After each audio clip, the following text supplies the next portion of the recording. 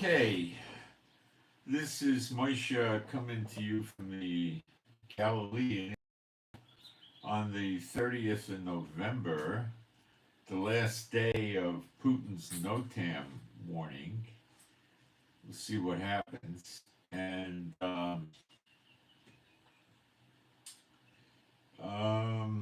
we're going to discuss what happened in Syria the last few days, and it's of major importance because it is a multifaceted event that's going to pave the way for the attack on Iran, not just by Israel, but America, UK, and probably some others. Okay? And that's in the Bible in Jeremiah 49. And we're going to go through this, and when I open it up to you and you reveal and I show you what's going on and who the players are and what's really happening, you're going to see what's going on. Okay, this is not going to really help Israel in the long run, but it will in the short run, which is where I've been taking you with Bible prophecy with Malachi 3 and Elijah training the Levites to make the offerings acceptable to the Lord and the next temple. And we're going to go through this today, but I've got more insights from the Lord as to what this is really developing into and what it is and what it isn't. And the vast majority of the people talking about this, I'm not seeing the real picture here. And when I open it up to you, it's rather obvious. You'll see it loud and clear. Using the Bible and not using the Bible, you'll see it loud and clear. All right, let's make sure we got sound and picture. And what happened here? This is not what I want. There we go. And all right, let's make sure we got sound and picture. And this is not what I want. All right.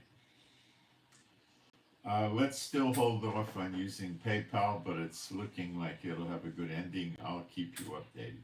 Meanwhile, we have GoFundMe and we have Patreon. And I have links in the description box. I got my email address, israelgiving7@gmail in the description box. Please hit the like button, and if you want, subscribe. Okay, being a Bible-believing site, I'm going to do some praise and then we'll get started. There is no God like Jehovah. There is no God like Jehovah. There is no God like Jehovah. There is no God like Jehovah. There is no God like Jehovah. There is no God like Jehovah. There is no God like Jehovah. There is no Messiah like Yeshua. There is no Messiah like Yeshua. There is no Messiah like Yeshua. There is no Messiah like Yeshua. There is no Messiah like Yeshua. There is no Messiah like Yeshua. There is no Messiah like Yeshua. All right, so what the heck happened? Well, there's an assortment of craziness taking place in Syria. For years, about almost 10 years, 8 years or something, 9 years. Bashar Assad is a very harsh, cruel dictator, and there was a rebellion and trying to overthrow him, and he fought voraciously and viciously against them, chemical weapons on down the line, Russia helping him.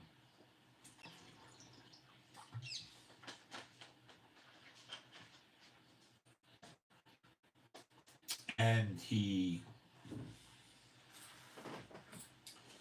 drove a few million people out of Syria. A good 2 million of those are being housed in Turkey, refugee camp for years, which Erdogan is not happy about. He's got to keep them there. He's got to give them some sort of medical coverage. You know, he's got to give them food, probably clothing, take care of them, educate kids in schools. He's not happy. So Erdogan is very afraid of the Kurds, which could likely be a lost tribe. I don't want to tell you for sure, I don't know. I look at them and they look like us. So I don't know. It looks likely, but I don't know. Why is Turkey making war on them? Well, that's another indicator, right? That they could be a lost tribe. But he wants to create a buffer zone with the Kurds in Syria and um, Turkey. So he's, for a few years, been aggressively attacking the Kurds in Syria because he sees them as a threat, uniting with the Kurds in Turkey and doing an overthrow of him. Is it possible we might see this? Yeah, we could, but I see no indication of it at this point in time that makes me think it's it's a likely contender here. I don't see it. It could change, and we might see it, but I'm not seeing it now. So he opened up his border with Turkey and Syria and allowing um, refugees to come in to Syria to fight against Bashar Assad. Okay, who Turkey has a rather strong and heated dislike for Bashar Assad of Syria. He's the guy that's, you could call him a dictator. He inherited the country from his father, and yeah, there's elections, but yeah, what else is new? He is not fond of distributing the wealth of the country to the people, let's put it that way. So, he's an Alawite Muslim, which is a rather rare sect of Islam, uh, but apparently he gets along with the Shiites. Not so much the Sunnis at all. But these rebel forces opposing Bashar Assad are not predominantly Shiite at all. They're mostly Sunni, and there's some Alawites, and they even have Christians, Churchianity Christians in there. And this is where you got to tune in. The rebel forces are allied with the likes of Al Qaeda and ISIS. Very horrible, brutal terrorist groups that are very murderous, and they don't like various sects of Islam. I think Shiite would be their enemy, but they are vicious, and they're allied with these rebels now, which have various titles and divisions that you probably would not be familiar with, so I'm not going to go through the names. They are fighting with great victory in Syria right now. They have taken Aleppo. Not half of Aleppo, Aleppo. The Russian and Syrian army have run away from them. Okay? They recently took over some weapons development facility in Aleppo that the Syrian army has. I don't know what they were making there. Who knows? It could be anything from bullets to chemical warheads to torpedoes. Who knows?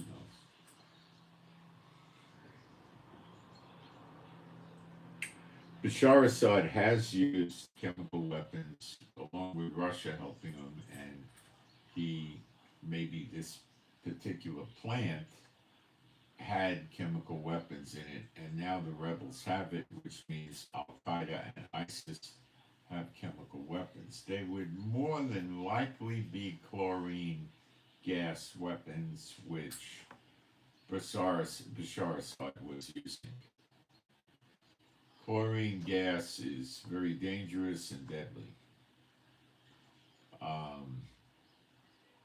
He used to drop them out of barrel bombs. These were barrels, not a big barrel. I don't know how many gallons it held, but it was probably about 2.5, 3 feet high, 18, 20 inches wide, that kind of thing. And it go up and he'll look up, and the chlorine gas weapon would be in there, and they'd drop it from the helicopter, it would hit the ground, explode, the chlorine gas would get dissipated, and if people were breathing it and getting it on their skin, I suppose they'd get pretty sick, a lot of problems, and some would even die.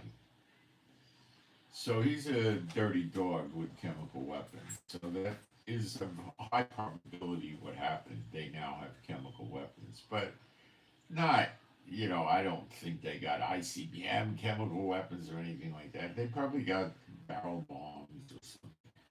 Or maybe it wasn't a chemical weapon factory, but it likely was, or they wouldn't have hit it. But anyway, they did. So we don't know what they got yet, but it's interesting. They have taken away from the Syrian regular army, Bashar Assad's army, tanks. They've captured them. Now they have tanks. Okay, they got other vehicles, I'm sure, and they got other weapons, I think artillery and stuff like that. Okay, so now they're holding Aleppo, but these people are smart. They're more than likely getting intel from America and Israel. Okay, there's this highway that connects Damascus to Aleppo. They destroyed the highway. Now, you can repair highways. It's not like a bridge where you blow up a big span bridge of 500 yards or something like that, and it might take months or years to rebuild it. Okay, no. Highway, you blow it up and then there's a crater and you can't drive through it. A tank could go around it, just circumvent the crater if there is a crater, and half tracks and other army vehicles could do it, but moving things like ammunition, missiles, towed artillery, food, clothing, other supplies an army needs, they use a highway with trucks. So, yes, Bashar Assad could repair the damaged highways, but they probably made a lot of damage in multiple locations, I would think. So repair wouldn't be something you're going to do in a few hours, and if there's an effort to repair it, they probably fire on them. So the highway is out, and this is what's needed for Bashar Assad to resupply his troops around the Aleppo area. Without this highway, okay, his troops aren't going to be resupplied. That's serious. Now, it gets a lot worse. The Russian troops in the Aleppo area, and maybe other spaces too, regarding Russia and Russia and Syrian army, can't get supplies either.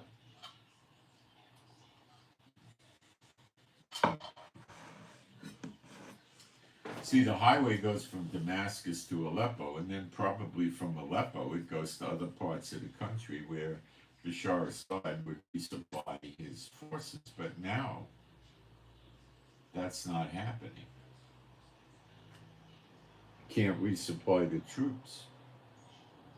So Russian troops are isolated along with some of the Syrian army.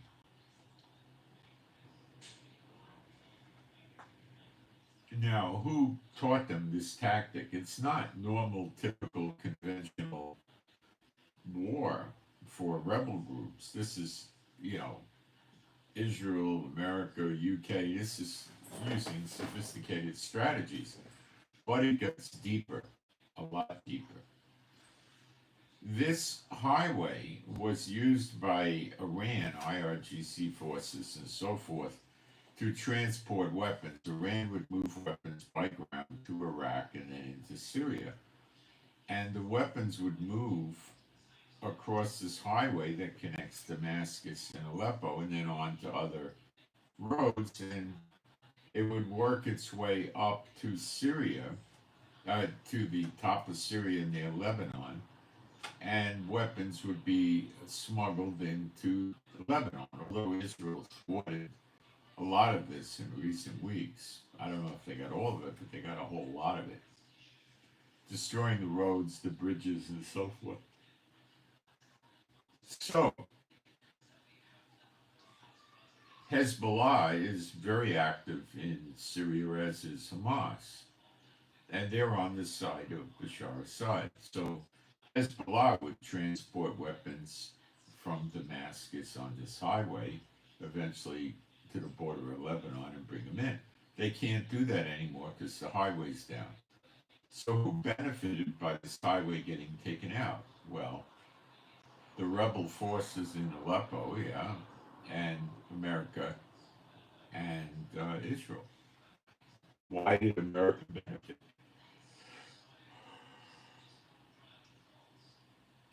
Since October 7th, there's been about 200 attacks on American military bases in Iraq and Syria. 172 of those were in Syria. So America has a real problem, and they may have just solved it.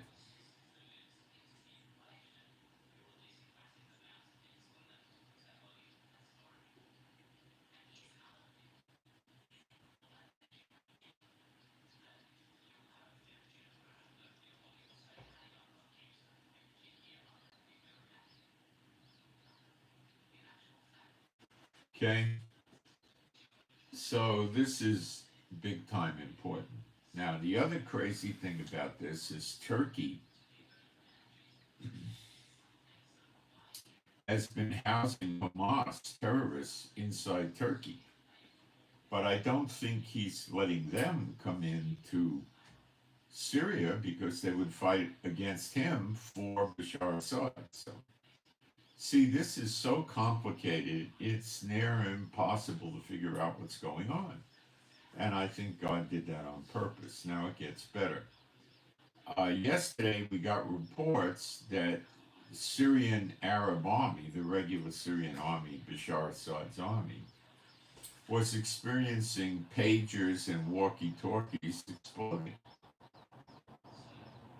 just like what happened in Lebanon.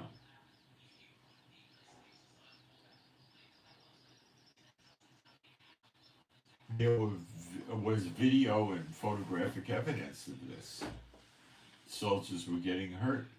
Now, beyond that, I don't know yet. I don't know how many soldiers or got hurt or how many pages and walkie-talkies exploded, but there's evidence in the form of video and pictures of it. So it probably really did happen.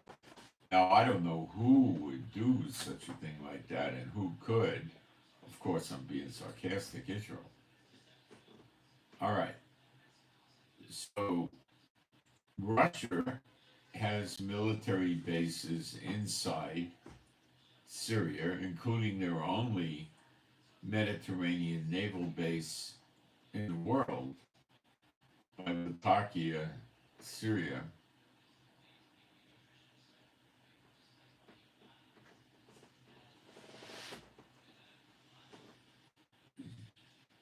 So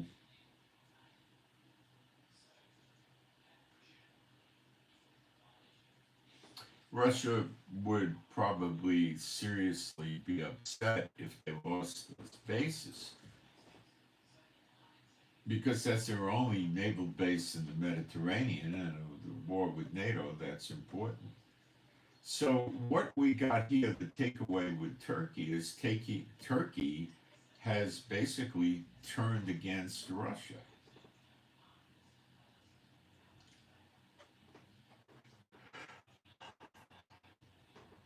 They're on opposite sides of this conflict.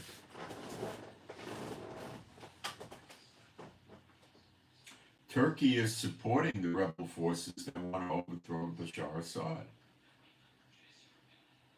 Probably guarantees were made to give Turkey a buffer zone, perhaps 5, 10, 20, 25 miles to keep the Kurds away from Syria, from Turkey.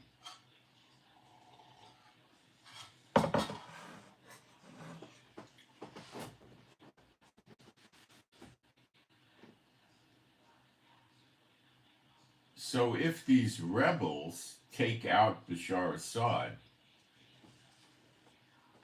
they got to go through Iran and Russia, and they're doing so.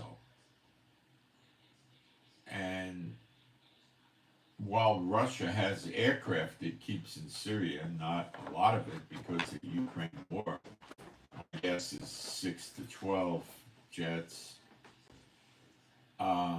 He's been bombing these rebel positions, trying to, you know, uh, progress in their capturing of Syria.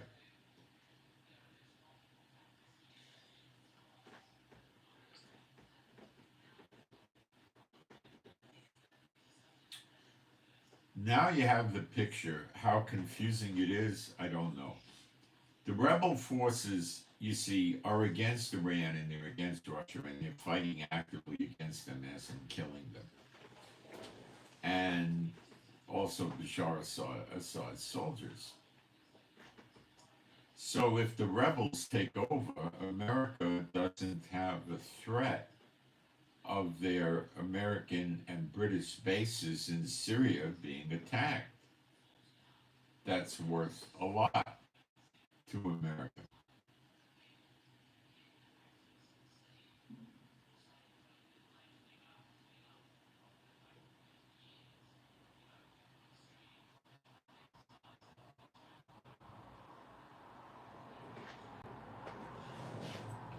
This thing is just crazy, okay? So what's really happening is America is paving the way for an attack on Iran. If they and or Israel attack Iran, the Iran-backed militias, which is quite a few of in Syria and Iraq, would be attacking the American military bases in Iraq and Syria, plus the very few British bases. And this is going to remove the threat of this happening in Syria, which is the biggest threat. Like I told you, out of 200 attacks, 172 were in Syria. And most of their bases are in Syria, not Iraq. Got it? So, if America or Israel hit Iran, and Iran would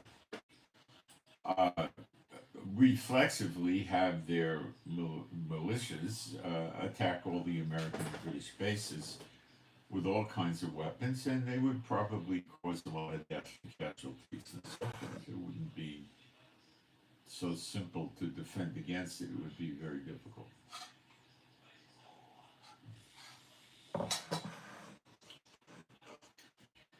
Interesting to note, Bashar Assad is bombing Syria, his own country, with his own jets as well as with Russian jets and Russian pilots, of course.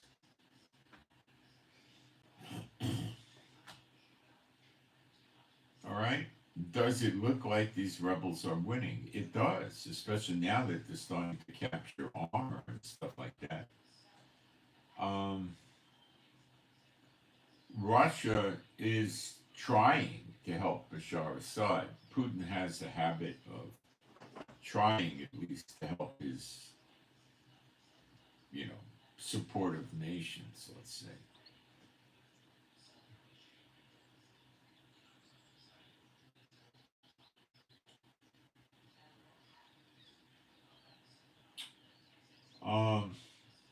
So what's happening?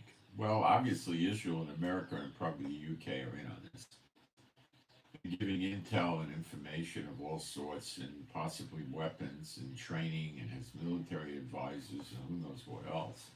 Because their progress is for a ragtag bunch of rebels to make such great progress so fast, something's off. So they're getting help.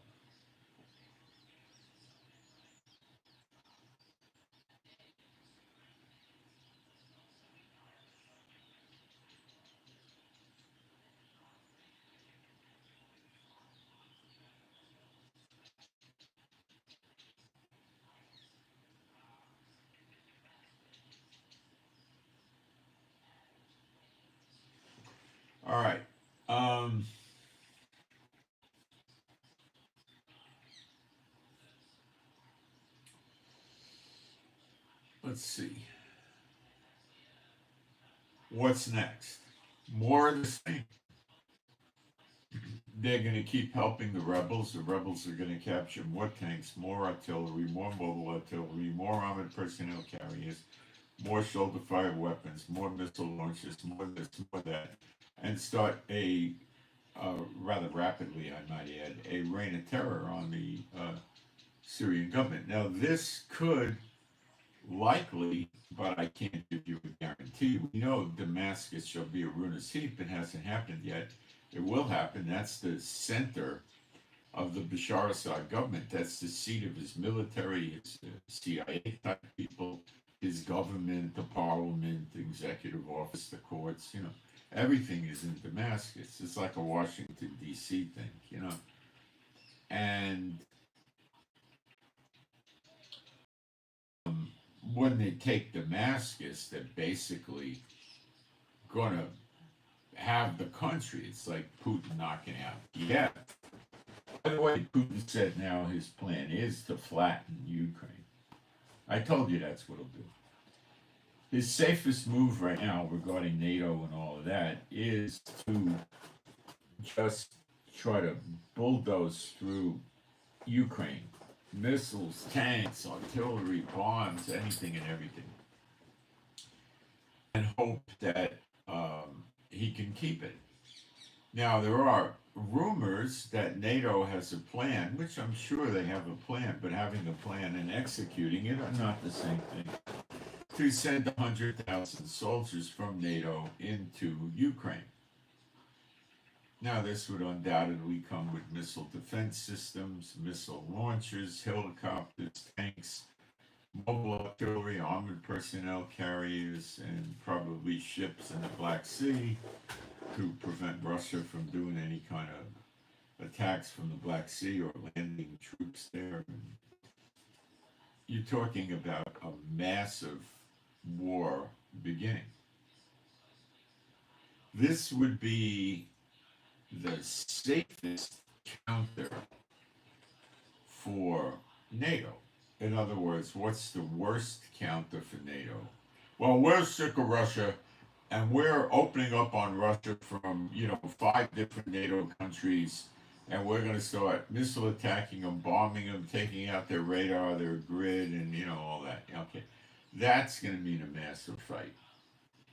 So if they just go into Ukraine and they stand up to Putin, and Putin's attacks dwindle away and don't cause a lot of damage, then Putin's between a rock and a hard place again. What does he do? Does he attack the NATO troops in Ukraine? Well, obviously they'll have Zelensky, the head of Ukraine, say he welcomes the aid of NATO, and of course they have a carte blanche from him to come into Ukraine and operate it. So Russia can't turn around and say, well, NATO invaded Ukraine. No, it's going to be that Ukraine invited them in. Okay? There's a big difference there. Just like Russia didn't Russia didn't invade Syria, Syria invited Russia in. Big difference. Iran didn't invade Syria, Syria invited Iran in. Got it?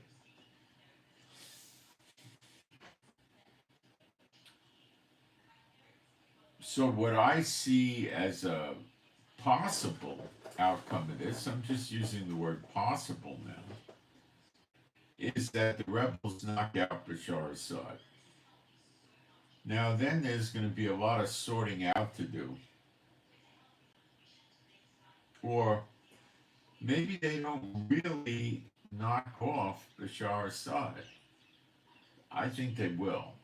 It could be they just get into a big fight with Bashar Assad for weeks and destroy the country. But the prophecy is Elam will be destroyed and by her enemies in the plural. Doesn't specifically state Israel or the daughter of Babylon or anybody, just says enemies. And Elam is composed of Iraq, Syria, and Iran. And from these three countries, all the people are going to have to leave their countries and get scattered into captivity around the world.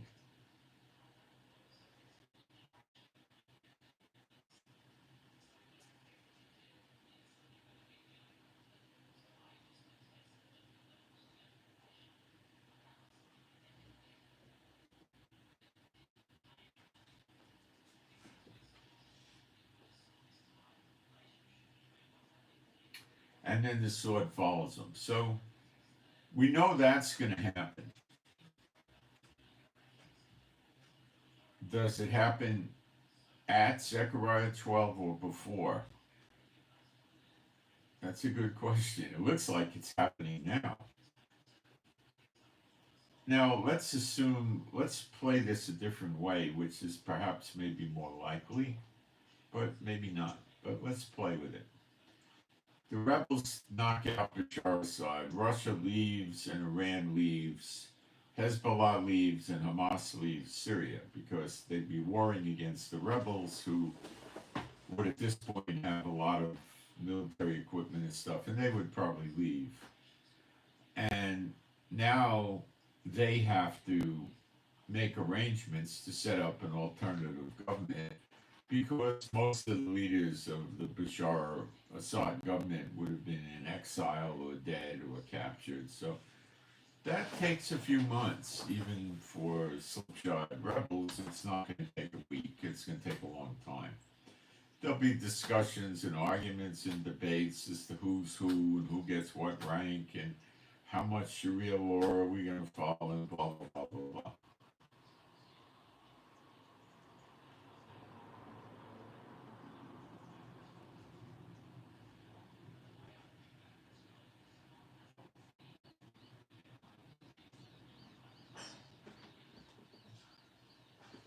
During this period of reorganization, that could line up with Malachi 3, when the next temple appears and Elijah is training the Levites to make the offerings acceptable unto the Lord, which they become. Then the blessings of the Lord come on Israel, and then the nations. You see, I'm saying looks like Hamas is going to be left in Gaza, and some Hezbollah, probably a ton will be left in Lebanon. And this new ISIS Al Qaeda group of people backed by Turkey who has no love for Israel will be there, and they hate Israel. And we got to wait and watch and see what happens with Iraq and with Iran. So when Elijah and the temple are there, and they're going to start with their Dajjal theory. There's going to be a false Messiah telling the Jews to kill Islam. We got to get them first. That's their narrative theology with the Shiites, not the Sunnis, based on the Hadith, which is not the actual literal Quran. And to the Sunnis, the Al-Aqsa Mosque and the Dome of the Rock are not that important, so they don't care about destroying it too much because the Shiites say, well, Muhammad ascended to heaven from there. We know that didn't happen. And the Sunnis say, well, it can't possibly be the case because by the time the Dome of the Rock was built, Muhammad was dead.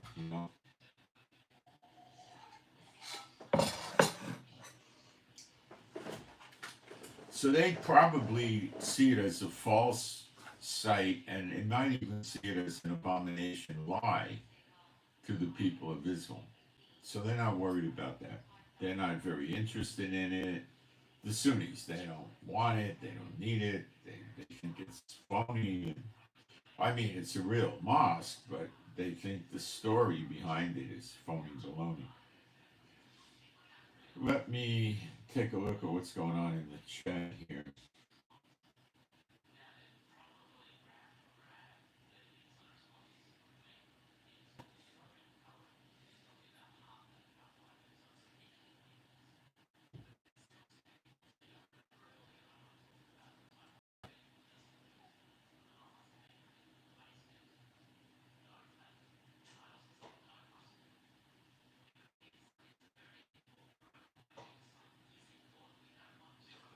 right, I got rid of most of the garbage in there.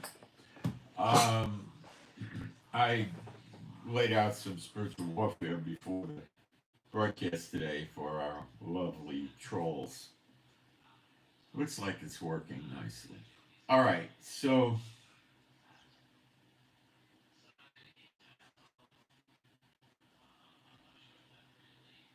this thing in Syria is advancing at a remarkably rapid rate. Let me keep continuing with the picture. Today, which is Saturday, Shabbat, Hamas is in Cairo, which is in Egypt, and they're laying out guidelines for a ceasefire with Israel. And Hamas took the initiative to want this ceasefire. Now, it's not rocket science as to why Hamas wants it. Obviously, Iran's not doing anything to help them, okay? And nobody's rescuing them. And their hope was Hezbollah would keep pounding and pounding and pounding Israel, and Israel would. And Hezbollah's approach to this is, we're going to keep pounding Israel every day until they make a ceasefire with Hamas, which would be a conditional surrender of Israel to Hamas, so not a real ceasefire, right? We're not returning the hostages until we see the ceasefire fulfilled. You've got to leave Gaza. You got to leave the Rafah crossing alone. And, you know, if you do everything right and everything like that, then we'll talk about a hostage exchange where they're going to want 5,000 terrorist prisoners in Israel for whatever hostages they have alive. If they actually have any left alive, I don't know. I don't know. Israel doesn't know for sure, but they think there's a bunch that are alive.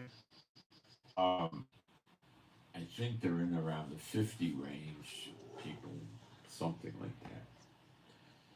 Not a massive amount of them are considered to be alive, but I think our intelligence on that has always been sketchy.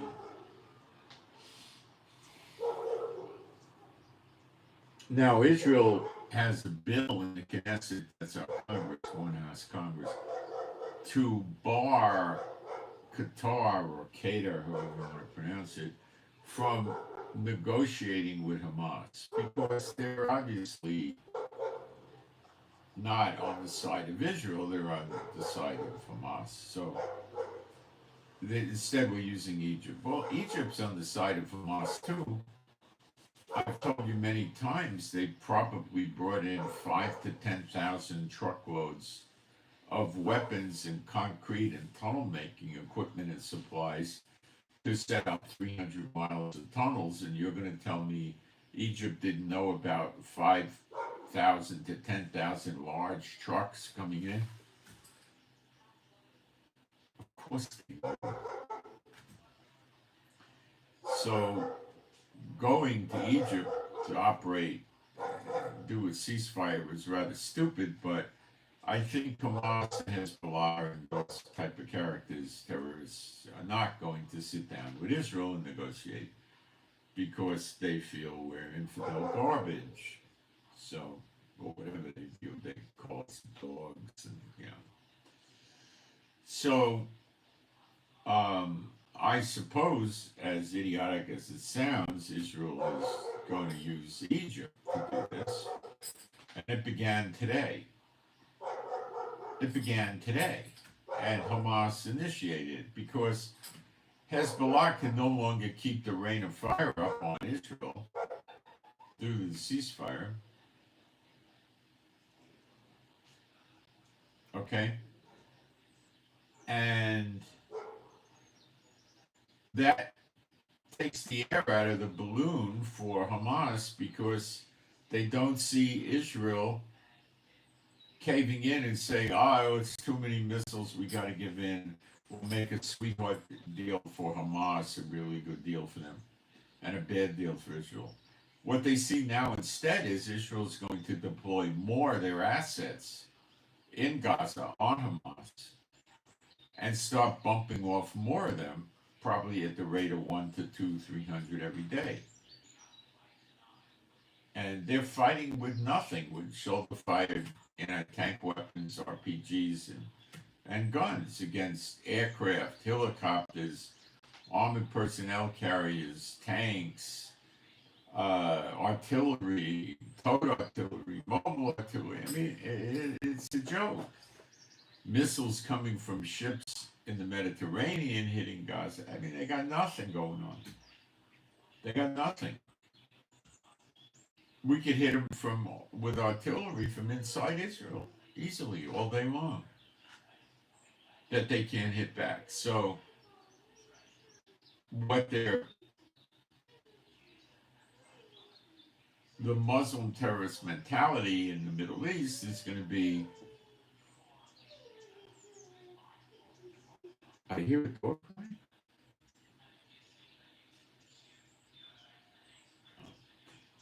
They're going to start asking for the moon and the stars up above.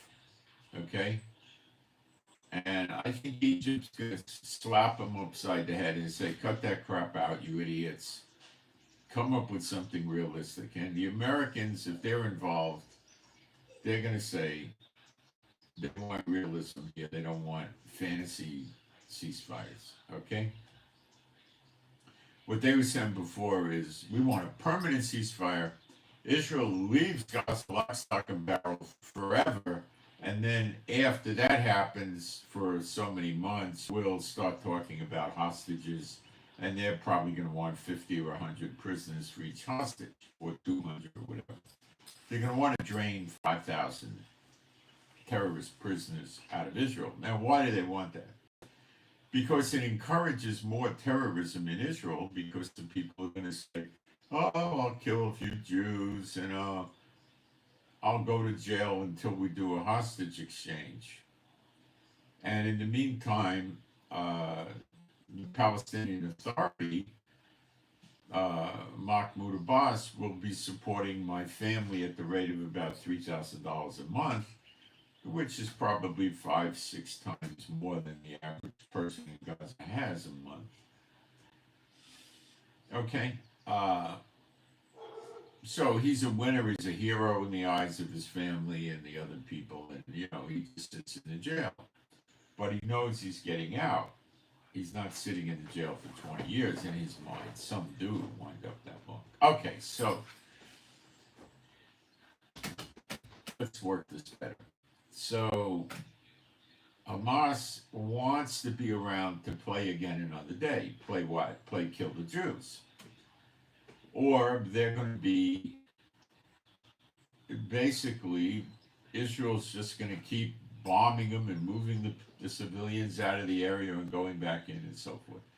And a lot of Israelis want to reoccupy Gaza. Biden and I'm sure Trump want no part of that happening, because that's fulfilling prophecy. So they've got to set up some kind of a mechanism for a government in Gaza other than Palestinian Islamic Jihad or Hamas. You can't let those mental ninjas run the place, because they'll just let the people eat concrete and dirt and start trying to make weapons. They could, they don't have an air base or a landing strip, an airport where planes could come in and bring weapons. We don't let them have Navy access. So in other words, ships can't come in and offload weapons. They can't get weapons in through the land border except for Egypt. The other land borders are Israel, but not getting in there. So the Sinai Peninsula is Egypt, because the Americans forced us to give it back in the 70s, and Egypt lets the smuggling go on over there. So Israel said, no, we have troops by this area, which is called the Rafah Crossing.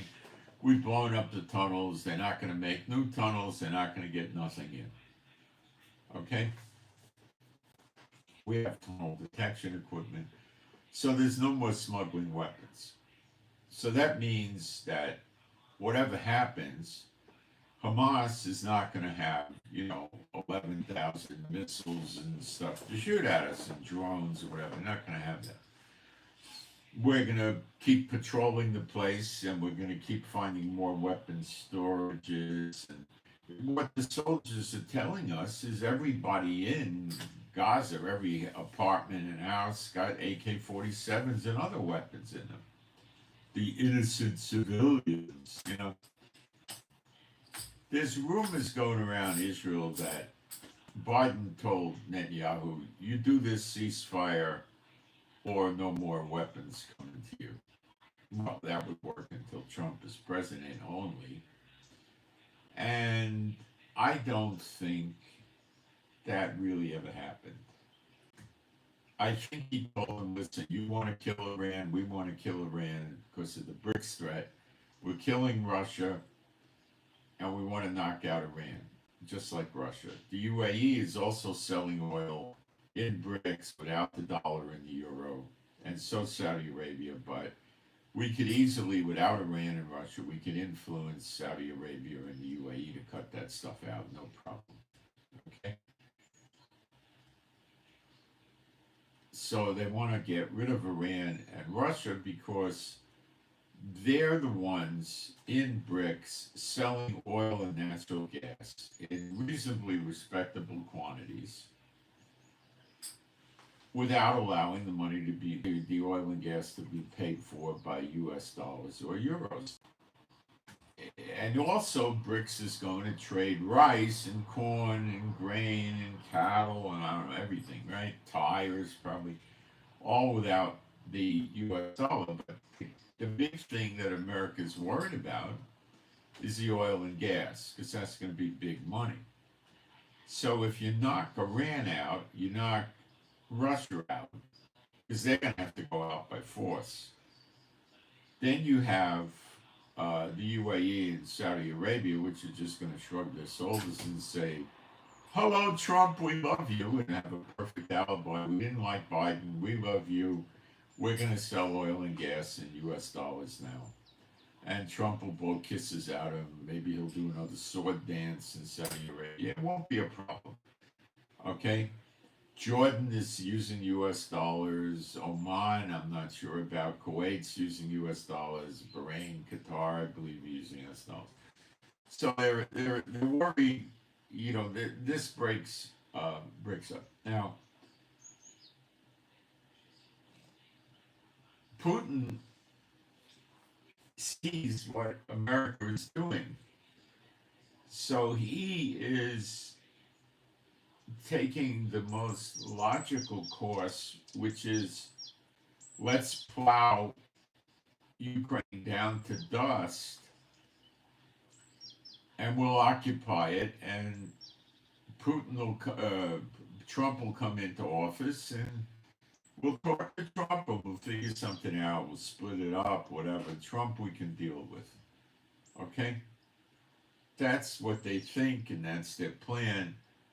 But he's trying to save face, stay in control of the Russian government without a revolution or a bullet to the head, and make things look good and wait for Trump and try to cut some sort of deals with Trump.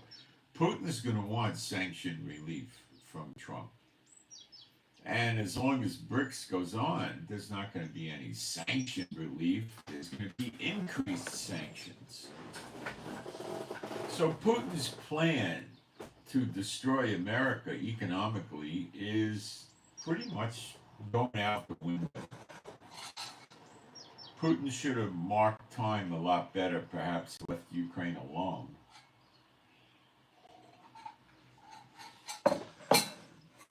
And just move forward with BRICS.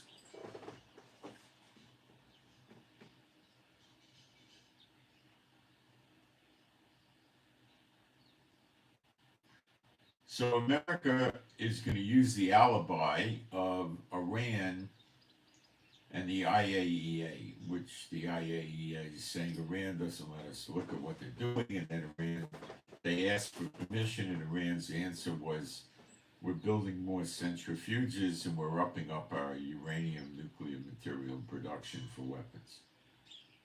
So Iran basically took the glove off and slapped America and the European Union in the face. Okay?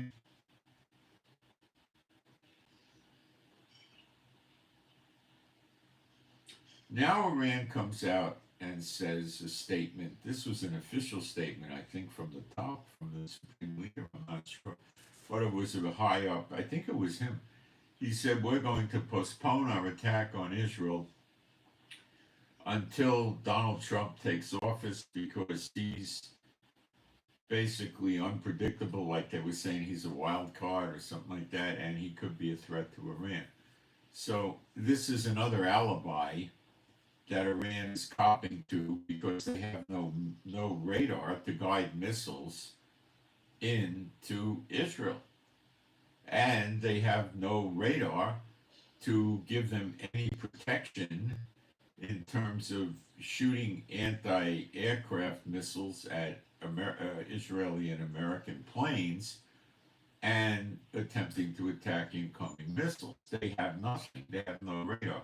Fixing radar bringing is months. Now, by the time Trump gets in office, the 20th, Trump's not going to, have a party after the inauguration and, have the Pentagon guys sit down with him and start, kicking kicking it into gear.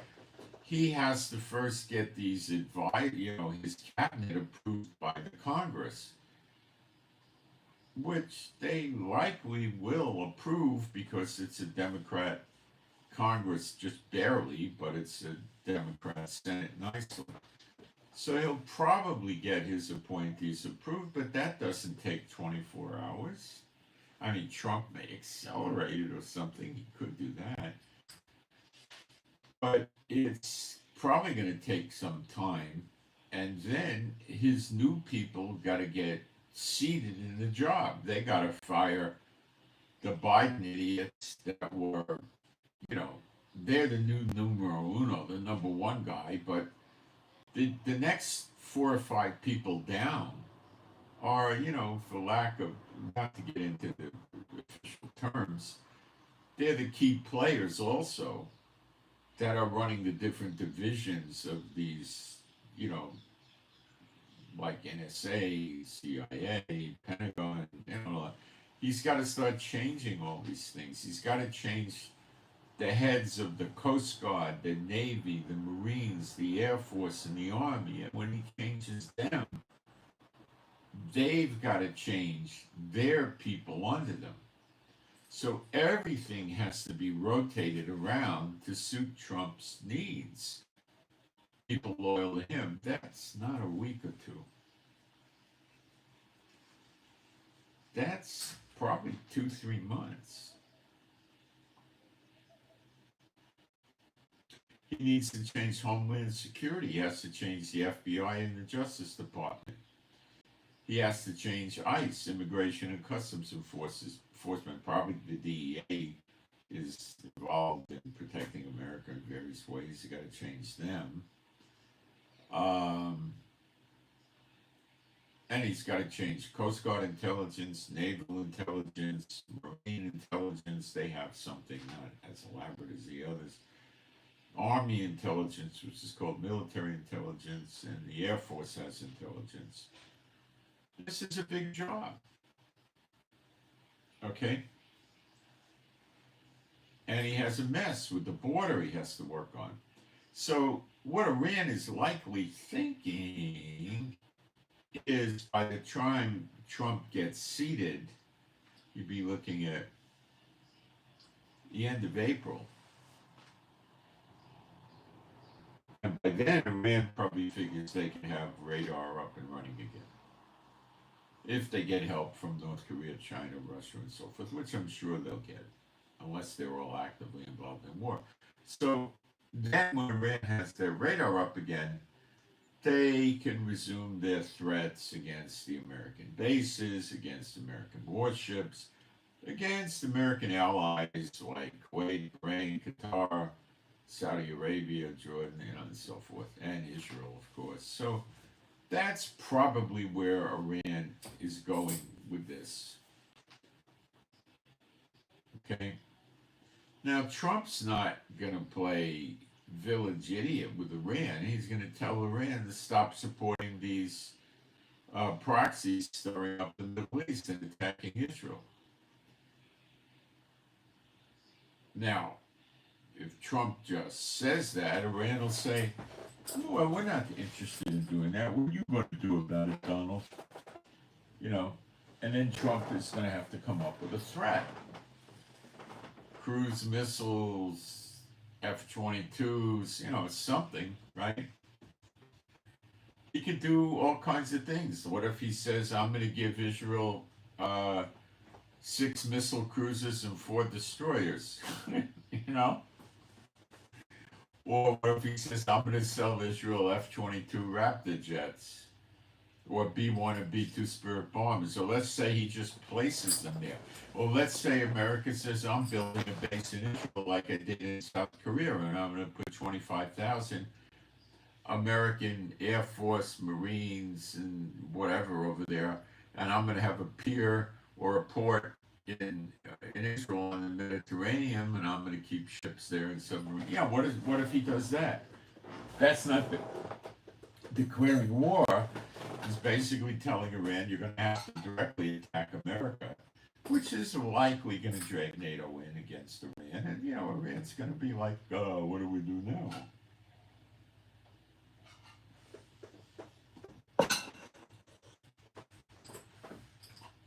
They're not attacking Israel because they can't. And they were trying to do it with Syria. That's finished. And they were trying to do it with Iraq. But Iraq is not that close. And they don't have much. And it's child's play for Israel to go into Iraq and blow up whatever's left of their radar that we didn't blow up the last time. And that likely will happen. Or some other treacherous thing to Iraq will happen because they're part of Elam and they're going to get destroyed too. But we haven't gotten a lot of good focus on that yet. Let's see what kind of stuff's going on in the chat. If I got any questions, I got any answer.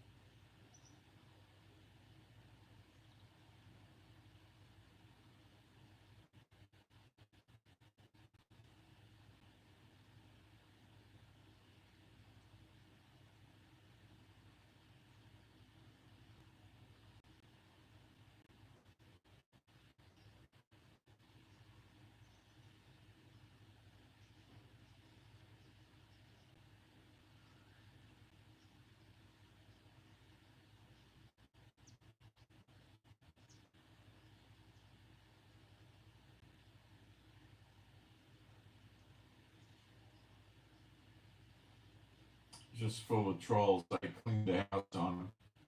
See if I lost any. Someone contacted me and mentioned that I'm perhaps too tolerant with leaving the trolls around. So I think this person was right, and I'm just going to keep blocking them. And feel free to report them if they put offensive stuff up there, and then they'll have to deal with YouTube. And they could maybe open up other accounts or something, but it's more inconvenient for them, All right, so now that gives you a pretty good overview of what's going on here, and this is big. because this leads to the attack on Iran. You have to get that down because there's many American bases in Syria they don't want attacked. So they support the rebels, get rid of Bashar Assad, which means Hezbollah or IRGC, Iran-backed militias are kaput. ISIS and Al Qaeda and the rebels are not going to be very interested in going in there and attacking America. They're going to want to take control back of Syria, bring the refugees home, um, set up a military, set up a police. You know, they got their hands full. Prophetically, there's no time for that, but so they're not going to want to just take out Syria and then start, you know, attacking the American bases right away. It's stupid.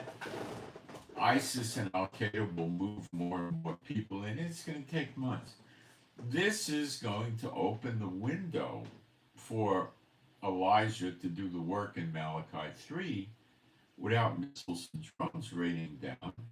That will scare the Shiite Muslims with their narrative of the Dajjal, and it'll scare a lot of other Muslims and probably other countries, and then they'll lay the siege to Israel and Jerusalem, which means surround us. They may start with an embargo siege, stopping anyone or anything from going in and out, or whatever they're going to do. And it may be a siege and they start trying to attack us from our borders all around us. And then you read in Zechariah 12, verse 6, the two witnesses burn them up on the right hand and on the left, all around.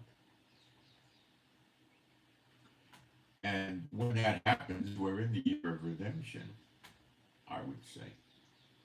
Maybe we're still in recompenses. I would say that's probably the day of vengeance, which is the transition point from the year of recompenses to the year of redemption. And you'll then see the appearing of the sign of the Son of Man in the clouds, and the everlasting life comes. And yes, I know the church people are completely ignorant of all this, and that's not my fault, that's your fault. You can read the scriptures, and you should ask yourself why the church doesn't teach you this stuff when it's plain as day in the Bible. Read Isaiah 34:8. Read Isaiah 61, the first 4 or 5 verses. Read Isaiah 63. I don't know what verse. Let me find it for you.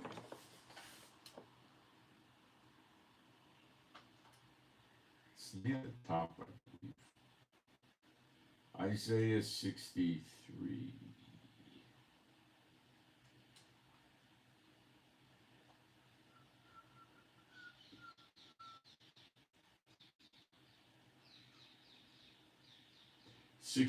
Verse 4. For the day of vengeance is in my heart, and the year of my redeemed is come.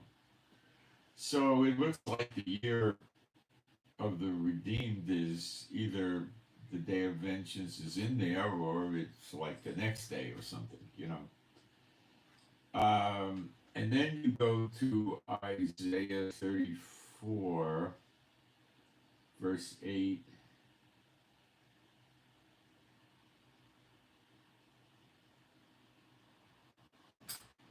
And it says, for it is the day of the Lord's vengeance and the year of recompenses for the controversy of Zion. Well, the controversy of Zion is the strife, is the word, the fighting over Zion. God gave us the land in Genesis 15 from the Euphrates to the Nile, which is a piece of land of about 100 times the size of the Israel today. The nations don't want to recognize that or have anything to do with that. They want to keep it themselves. And they're not very interested in,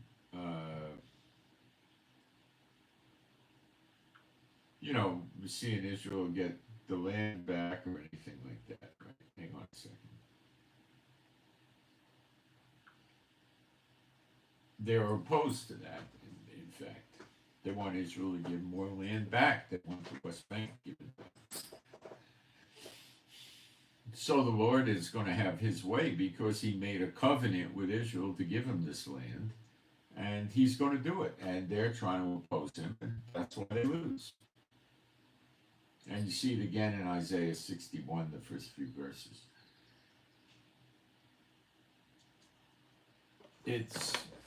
I'll read that to you. Now, why your church doesn't teach you this is not my problem, it's yours. And you should be asking yourself why they don't teach this stuff. It's obviously not previously fulfilled. There's no good reason for it. In Isaiah 61:2, now in Isaiah 61, in Luke 4, Yeshua reads this, and I'll read it to you now. The spirit of, wait a minute, I gotta switch this translation around. The spirit of Adonai Jehovah is upon me, because Jehovah hath anointed me to preach good tidings unto the meek. He hath sent me to bind up the brokenhearted, to proclaim liberty to the captives, and the opening of the prison to them that are bound. Now listen, that's where he stopped. He didn't read verse 2. Or did he? Wait a minute. Oh, let's read it in Luke 4. Let me remember. I can't remember exactly where he stopped, but I'll find it. Luke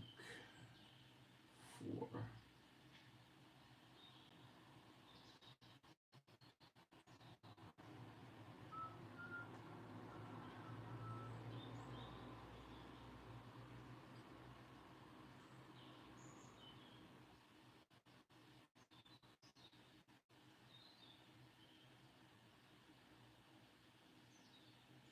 It's verse 16. And he came, speaking of Yeshua, to Nazareth, or Nazareth in Hebrew, where he had been brought up. And as his custom was, he went into the synagogue on the Sabbath day and stood up to read. And there was delivered unto him the book of the prophet Isaiah. And when he had opened the book, he found the place where it was written, The Spirit of the Lord is upon me, because he hath anointed me to preach the gospel to the poor. He had sent me to heal the brokenhearted, to preach deliverance to the captives and recovery of sight to the blind, to set at liberty them that are bruised. Then it says, the next verse, to preach the acceptable year of the Lord. He didn't say it was the acceptable year of the Lord. He went to preach it. Now we go back to Isaiah 61.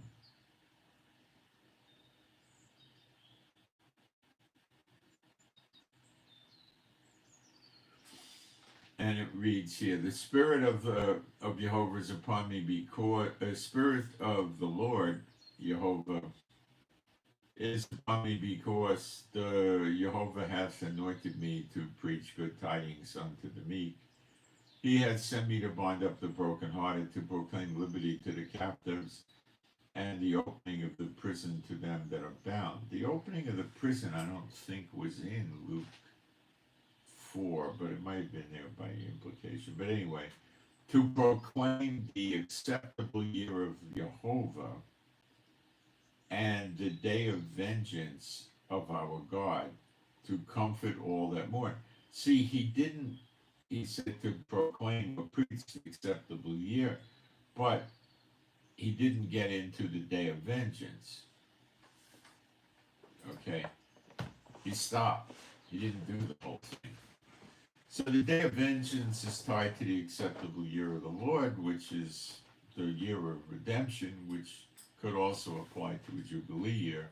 So it's a possibility. I would say it's only a possibility, a likely one, but I don't think it has to be that way, but I think it's going to be that way, that the Jubilee year would coincide with the year of redemption, because they both mean every man's return to his own family and gets his inheritance, his land back, and so forth.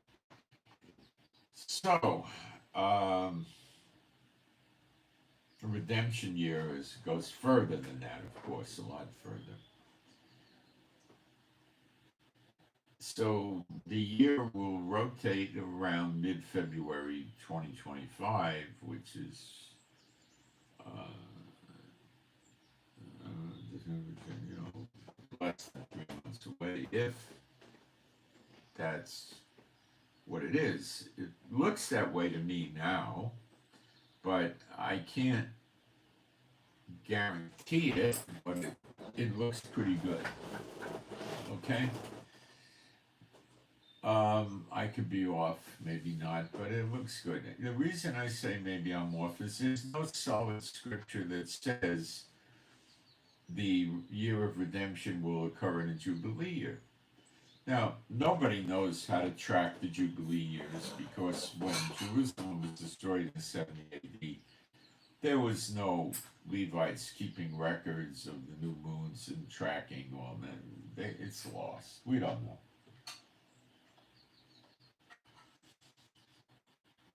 We can't even tell what year Yeshua was born in. And we don't know what year he died. We don't know. I'm going to take a break for a minute. We'll come back. Go to Google and wander around and see how many different contradictory theories there are for this. Of course, that's a technique of the church. Theories that conflict with each other.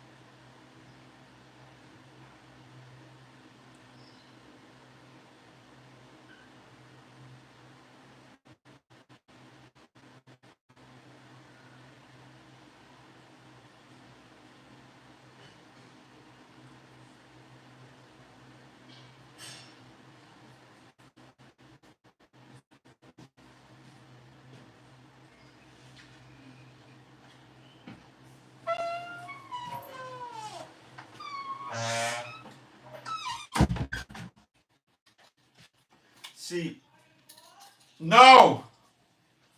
The people that rely on the church and the church approved public that doesn't line up with the church teachings of whichever pre-trib, mid-trib, post-trib or something, is going to go bankrupt. So they cater to the church.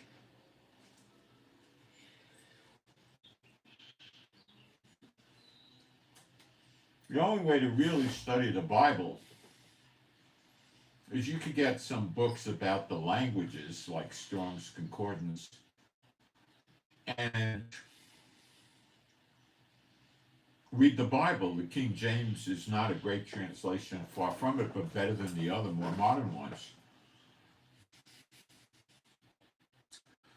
And you got to spend a lot of time in the Old Testament. When the apostles and Yeshua were preaching, they had no New Testament. They had the writings, but they didn't have that. So the church is predominantly running around in the New Testament and confusing the people.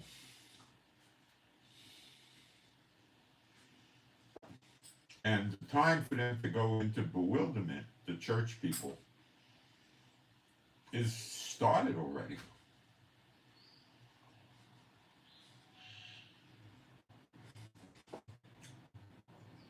We're in year of recompenses. That means during this year, the enemies of Israel will be punished.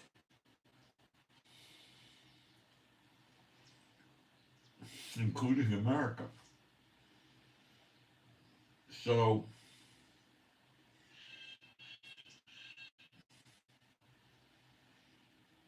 there's a big shift that's happening. Israel's going into peace mode now. Or not exactly peace mode, but Israel's not being actively attacked anymore.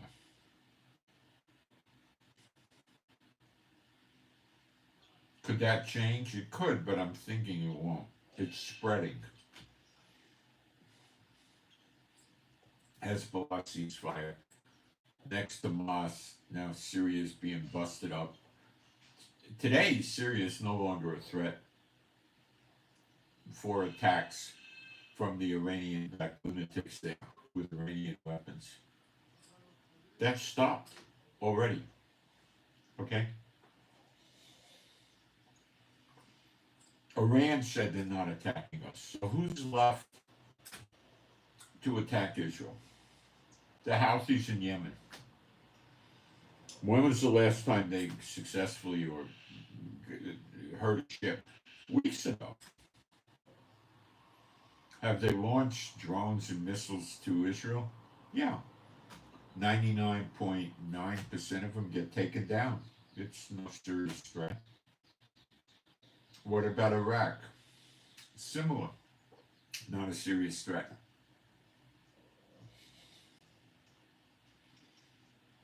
Those two going to go away? Yep. Yemen is in reality Edom. That will be destroyed. In Jeremiah 49, you can read it.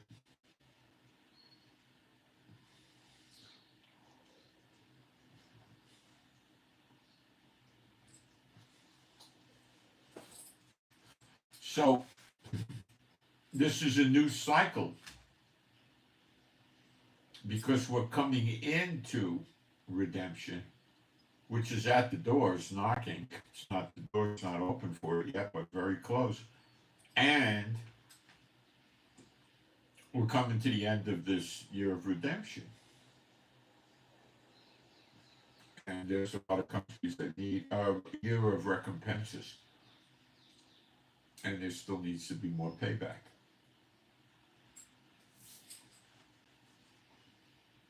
So I see a very good fit that the bad ones, enemies of Israel, are still going to be left in Gaza, in Lebanon, in Syria, to rise up and work the siege on us in Zechariah 12. But in that interim, I believe Elijah will start working openly in Israel.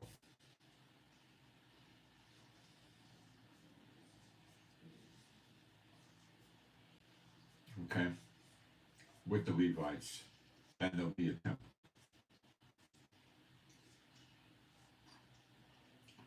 The church takes you're the temple of the Holy Spirit to mean there's never going to be a temple.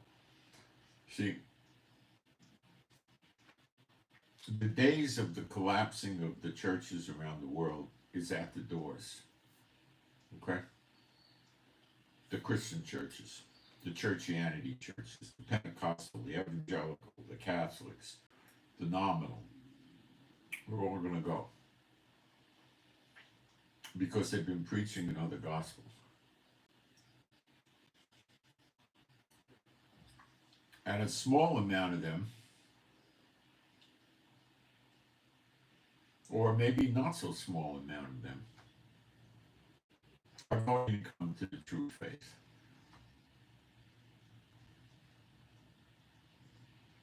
And it's falling apart for them now. They don't see what I just laid out for you with the peace. They don't teach their people the day of vengeance in the year of recompenses, or associate with year of recompenses and year of redemption. People in church don't even understand what the year of redemption is. They don't understand that there's an appearing in the clouds of Yeshua, and then there's a 70-year period which Israel finishes up, and then that would be the end of that at the close of Gog and Magog, and then Yeshua is going to shortly return. They don't understand it. They don't understand who the two witnesses are. They don't understand they came down from heaven. They don't understand that they went up to heaven in Revelation 11, and they don't understand that Yeshua said only the one that came down from heaven can go up to heaven, and they go up just like Yeshua.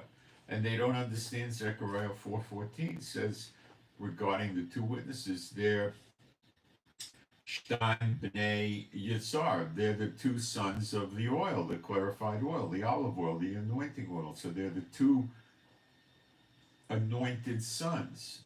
They don't understand Elohim is a plural word.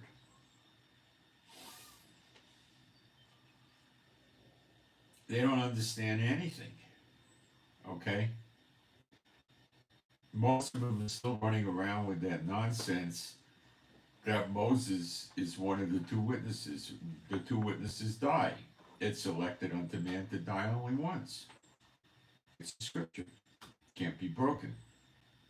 Moses died already. How could he die again? Did Elijah ever die? No. Did Apostle John ever die? Apparently not. He's still here. They don't know nothing. And it's about to start falling apart in their face. And they've been spreading a false gospel. They've been building a house divided unto itself. How? Denominations and differing doctrinal statements. Or we're pre-trib, mid-trib, post-trib. Pray in tongues, don't pray in tongues. House church, building church. Spritz baptism, immersion baptism, and a million other things, the raptures, and all of this nonsense that goes against the Bible, and they keep teaching it.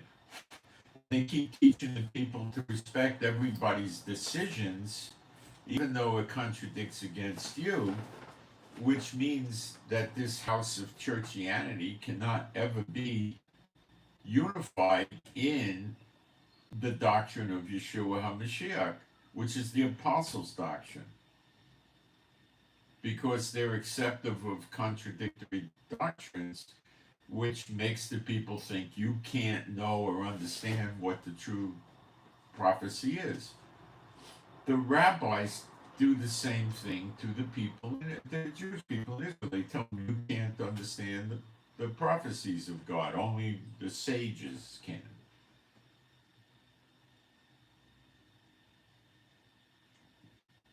This is evil. They never spread the gospel around the world. They teach the people all you got to do is know Yeshua. What did Yeshua say? Faith, which means you know him, without works is dead. He said even the demons. One of the apostles said even the demons know who Yeshua is. Does that mean they're saved? Yeshua said in Matthew 5:17, think not that it came to destroy the law of the prophets. For I did not come to destroy, but to fulfill. For as long as there is a heaven and earth, not one jot or tittle shall be done away with from the law. And they teach opposing to that. It's been done away with. Yeshua said the rapture's on the last day. And the last day means there's no more days, which is after the millennium when Satan's released and surrounds them, and Father God Jehovah comes down from heaven and burns the whole universe up. And we meet him in the air to go up on the clouds of heaven, the same way Yeshua went up, because we have a spiritual body then. And I'll read it to you in one place anyway. John, it's in 4 places. I'll read one. John 6:40. And this is the will of him that sent me. This is Jehovah's will. That everyone which seeth the Son, I wanted to go one verse up, 39. And this is the Father's will, which has sent me, that of all which he has given me, I should lose nothing, but should raise it up again at the last day. That's it. That's when the graves open and they all come out. Now, these people are, running around in fantasy land. They say they're not in Israel. They're the church and they stand next to Israel. What does Revelation 21 say about New Jerusalem? It has 12 gates, 3 on each side of New Jerusalem. Each gate's made of a giant pearl. Each gate is guarded by an angel. Each gate is named after one of the tribes of Israel. 12 gates, 12 tribes. Where's the Catholic gate, the Lutheran gate, the Pentecostal gate, the Evangelical gate, the Baptist gate?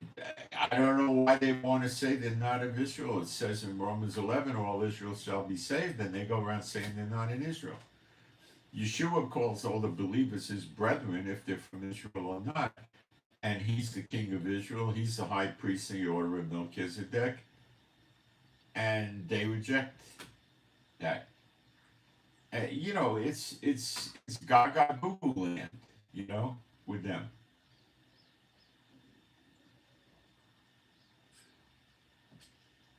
There's going to be a ton of them falling apart real soon. They're not going to understand what's going on. A lot of people are going away from me when I started teaching Israel, is now going to go into a cycle of peace and all. They run away from me. They don't want to hear it. Do they have scriptures for their theology? They don't. They don't care. They don't care.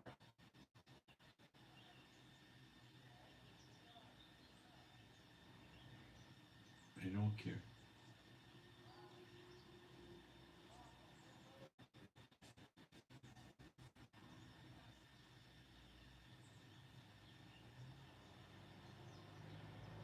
They're in a lot of trouble.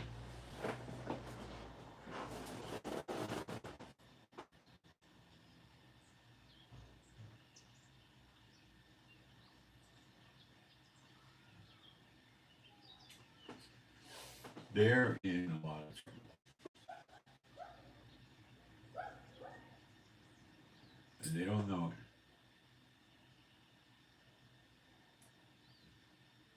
And I read them the scriptures and they reject it. What did Yeshua say?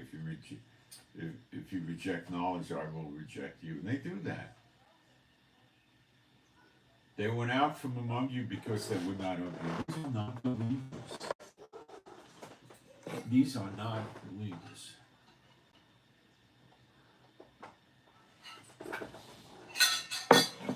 God closed the eyes of the Israelites and stopped up their ears, lest they turn to him and be healed. So the 2,000-year punishment in Hosea 6:1 and 2 would be fulfilled. And guess what? Time's practically all up. Some days left, but not years of, very short period of time. And then God brings Israel out of it because the punishment's over. Their excuse is God closed their eyes and their ears. The church has no such excuse. They just reject the true gospel. That's it. And then the Lord says, I will reject you. They teach the law is done away with. They teach a lot of things. They change the Sabbath to Sunday. The Sabbath is a holy day, and it's the day that Jehovah rested when he made the creation, the universe, if you will. And then how do you change it to Sunday? You would be changing the day that Jehovah rested when he made the universe. You see, that's the scripture says they'll change the times and the seasons. They did it. Does the church understand it? No. Where did the great commandment say, go you forth into all the world, take money from those that would enter the kingdom of God, and build big buildings that nobody lives or benefits from? Where is that in the gospel? They sold their real estate to meet the needs of the believers. They had all things in common. That's sickening to the church people. Have all things in common? They'll vomit if you talk about that with them. What about Ananias and Sapphira? It was about selling real estate, houses and lands to help the others out. What do? The church builds houses that nobody benefits from. It's a sick thing. It's a sick doctrine they have. It's sick. Okay? Yet they all cling to it. And when you try to give them the real truth, they run away. They went out from among you because they're not of you.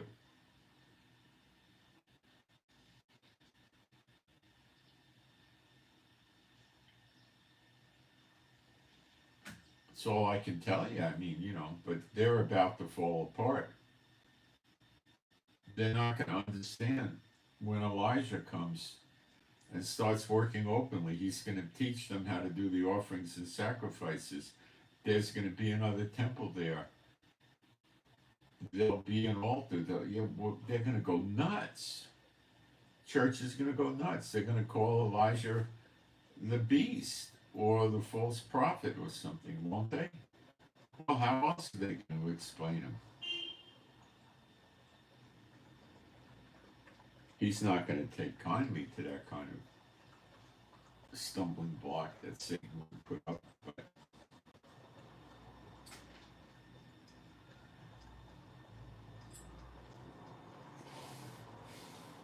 it's sad.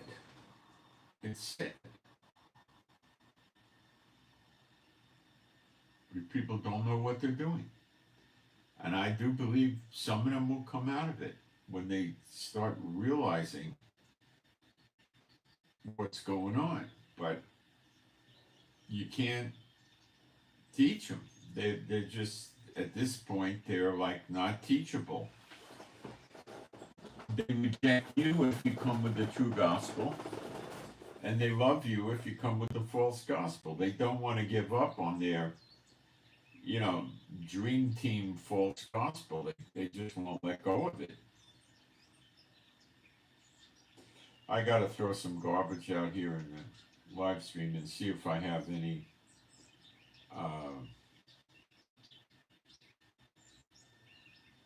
questions to answer.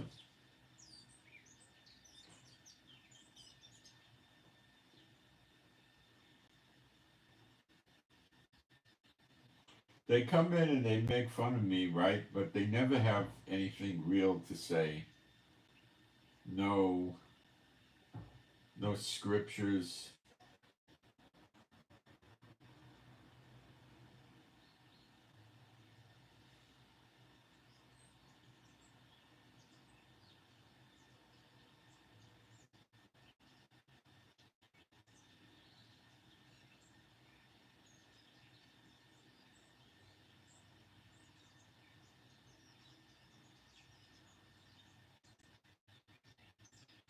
These are Satan's people.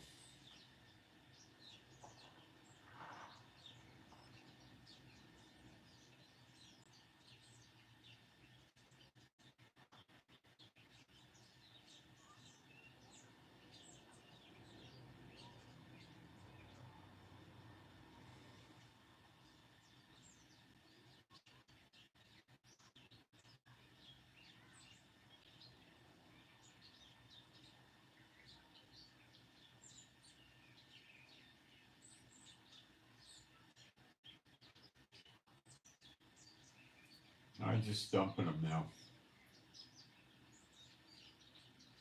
Do spiritual warfare on them and feel free to report them.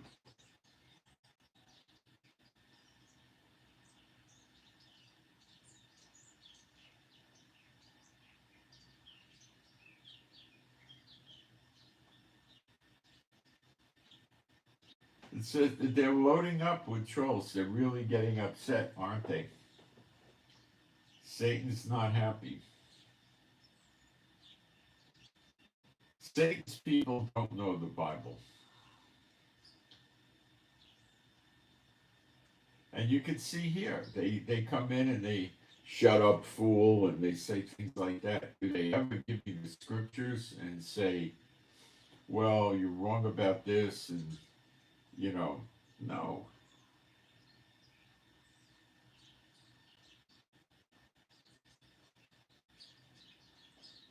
So I just keep blocking them. The harassment you get from them, you see how many times they came in, you know, and don't lose sight of the fact that they never put scriptures up to counter what I'm saying. They never send the top dogs in here, the top teachers to discredit me with scripture because they can't. And they're afraid they'll get tossed, so they won't.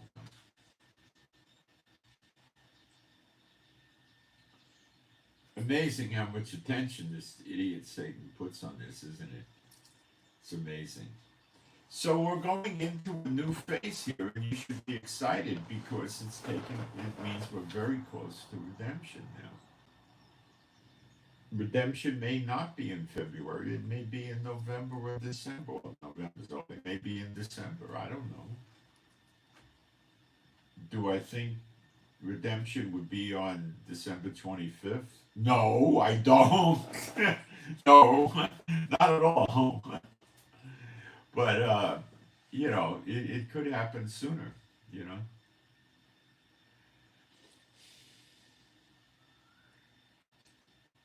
And that's when they get destroyed. Zechariah 12:6.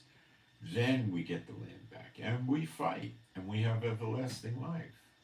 And the people will be like David. And the house of David will be like the glory of God of Israel, who killed 140,000 in one day. That's what the scriptures say in Zechariah 12. And they don't, they can't refute that till they say, shut up, you fool. You wear sunglasses, you wear a hat, you're old, you're grandpa, You see how he. Did you ever see anybody come in here and refute me with the scriptures? Ever once? No. He can't. They don't really know the Bible. When they start debating you and you ask them a question, what do?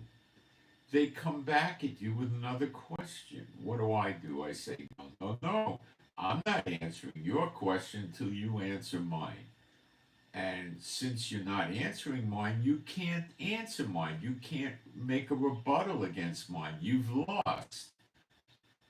What did Yeshua say when they asked him a question? He said, well, I'll ask you one first.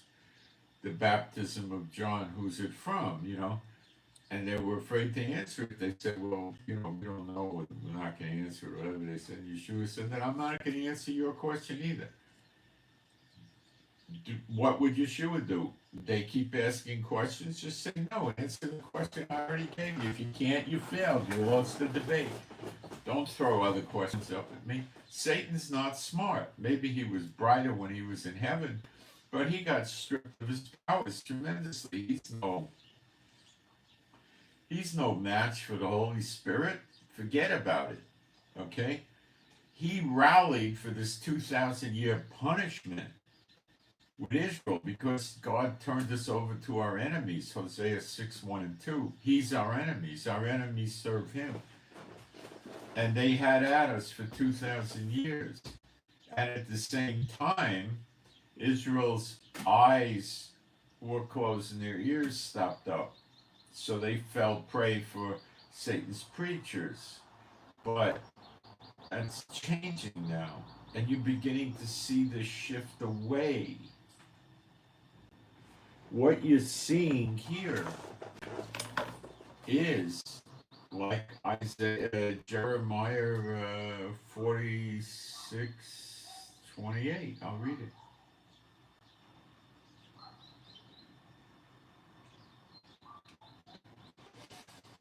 Fear thou not, O Jacob. Jacob means the 12 tribes, and that would mean you all if you're a believer in Yeshua. Don't be fearful.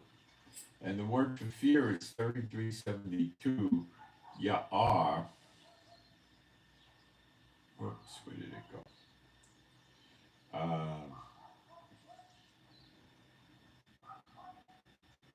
And let's get Strong's English for this word.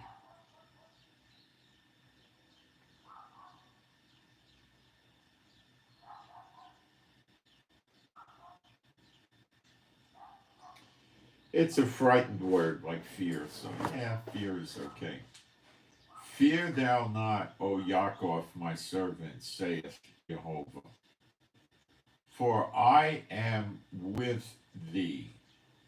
He's always been with us, but now it's getting ever more so. For I will make a full end of all the goyim, the heathens, the heathen nations, I would say that's what this means, whither I have driven thee, but I will not make a full end of thee, but will correct thee in measure, yet will I not leave thee wholly unpunished. But we've been punished, especially since October 7th. That's it. It seems to have stopped. I was talking to a friend, a believer, yesterday, and he was asking me what it's like here. I said, well, I sit here, and I'm not hearing Iron Dome takedowns. There's no red alerts. There's nothing really. I mean, it's occasionally they find a drone trying to come in from Yemen or Iraq or someplace, and they take it out or something. But there's not much of anything going on. It's really quiet. So he asked me what it feels like. I said, well, it's nice, but it feels like I'm in a movie. Because it's surreal. I'm so used, 14 months of constant attacks, and now there's none.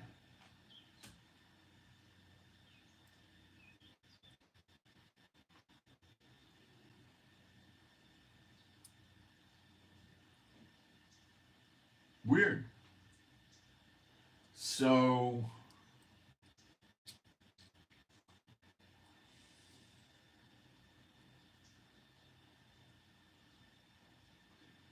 things are changing, and the church just can't picture this. The prophecies tell you Elijah's going to be with this next temple. The glory of God of Israel is going to be in this next temple. Read Ezekiel 43. Read Ezekiel 45. It tells us the anointed prince from the line of David is going to be doing sacrifices and offerings in this next temple. They don't know anything about that. They don't know about the 270-year periods in Daniel 9:24. They think it says 70 weeks. Every single Hebrew Bible going back to 900 AD interprets it, it has the words Shavim Shavim, 270s, not 70 weeks. The first 70 was Babylonian captivity, 70 years. The second 70 is 70 years. When does it start? It starts with the appearing of the sign of the Son of Man in the clouds. What's the sign associated with that? The sun goes dark and the moon turns to blood. But they don't know anything about that. What happens at the end of the tribulation when Yeshua is going to come back with Gog and Magog? Well, the moon goes dark, not to blood. The sun goes dark, and the stars don't give the light. They fall from heaven like a fig tree. And that would be the sign that Yeshua is returning rather quickly. And that's your 70-year period. It's completely foreign to the church. They don't know what the heck I just said. It's all in the Bible. We've gone through it. Joel 2 has a lot of it. Zechariah 12, 1 John 3:2, Revelation 1:7. They don't know what the heck they're talking about.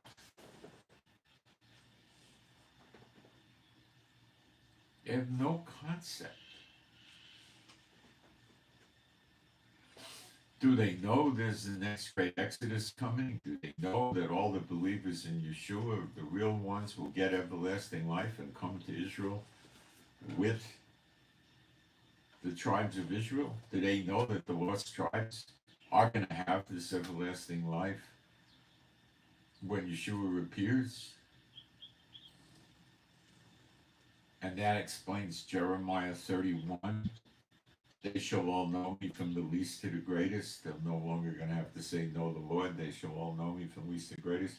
I will give them a heart of flesh. I will put my law in their inward parts. They don't know about this stuff. They're so confused. They have another gospel, completely different than the true gospel. They can't explain, my people's days shall be like that of a tree. A child shall die 100 years old. They don't have any explanation for these scriptures. They don't understand anything.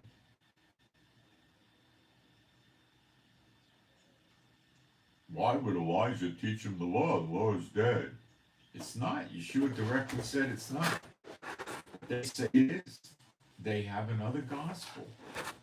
What else could it be? It's another gospel. They're lost. They're lost. Listen, let me read you Romans 2, 8 and 9 again. What happened? Oh. All right. I thought it was on the screen. It was a cable. Great eyes. All right. Romans 2, 8.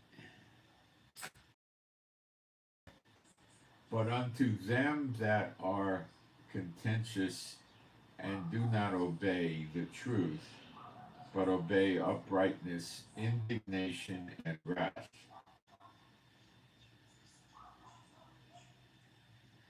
Tribulation and anguish upon every soul. Everybody gets it.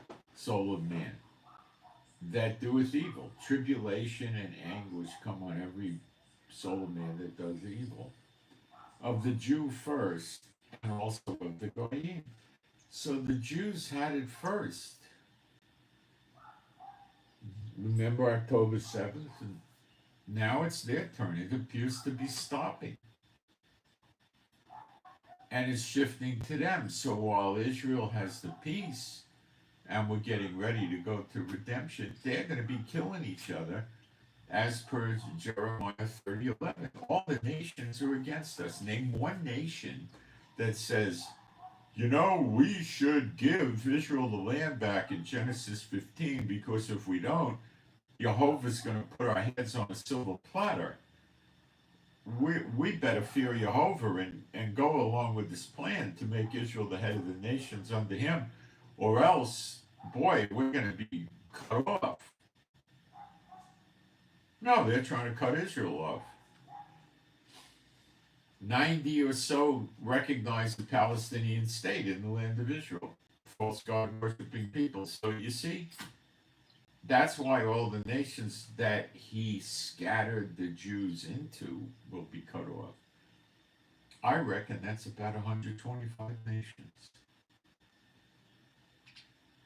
Almost all, but not all.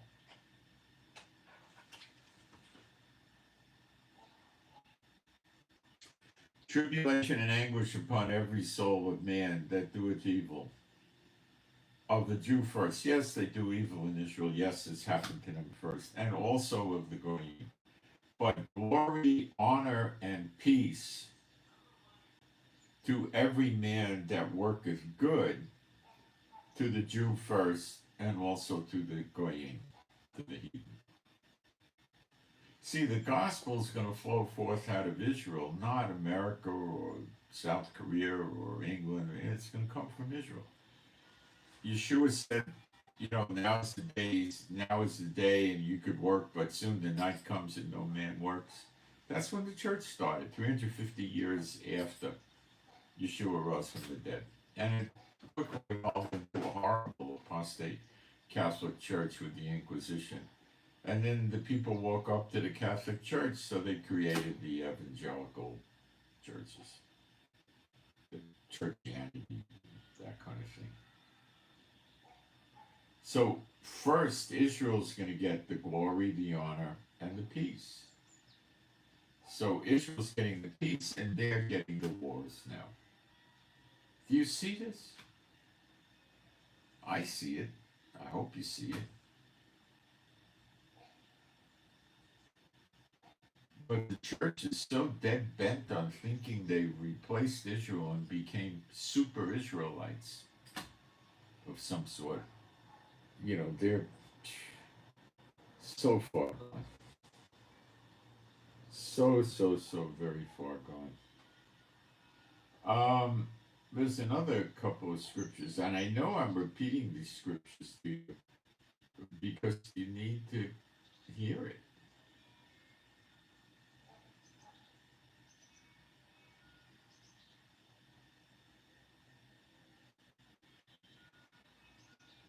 Romans 1:16.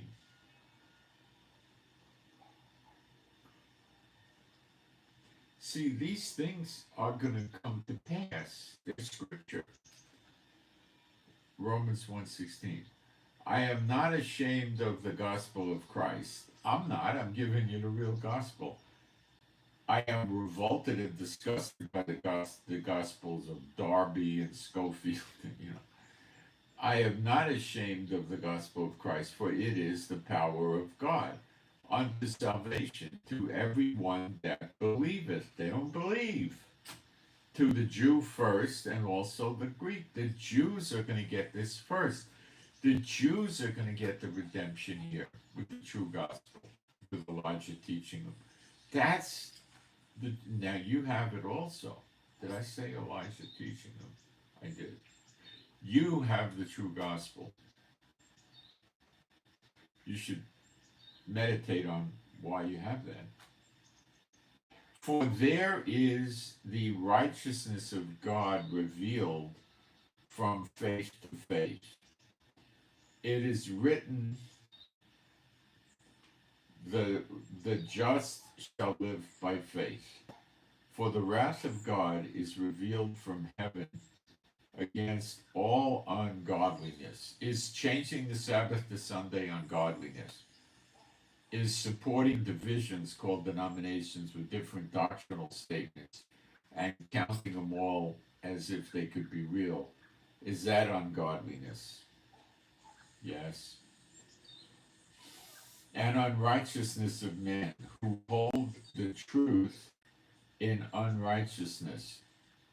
Go ye forth into all the world, take money from those that want to enter the kingdom of God, and buy a big stupid building nobody benefits from. Because that which may be known of God is manifest in them, for God hath showed it unto them. For the invisible things of him from the creation of the world are already seen, being understood by the things that are made, even his eternal power and Godhead, so that they are without excuse. Because that when they knew God, they glorified him.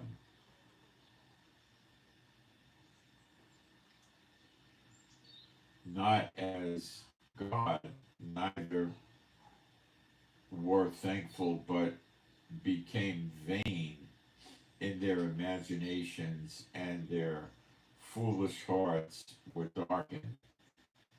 Professing themselves to be wise, they became fools. That's your church. Okay, a couple of more scriptures. Hang on.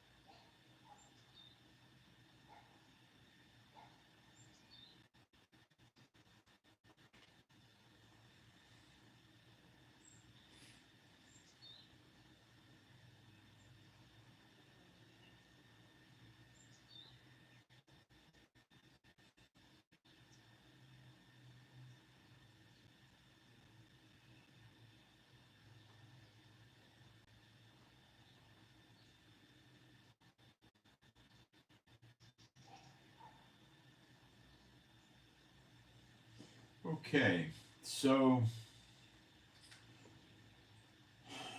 it's happening, and I know a lot of you know it and you believe it, but I wish we could do something to help the others that don't, but it's really so hard to reach them. It's incredible, you know? It's incredible. We'll just pray for them, you know? Maybe we'll reach some, you know? And pray for me to get the payment processing stuff all squared away, please. My wife's doing a lot better. Pray for her.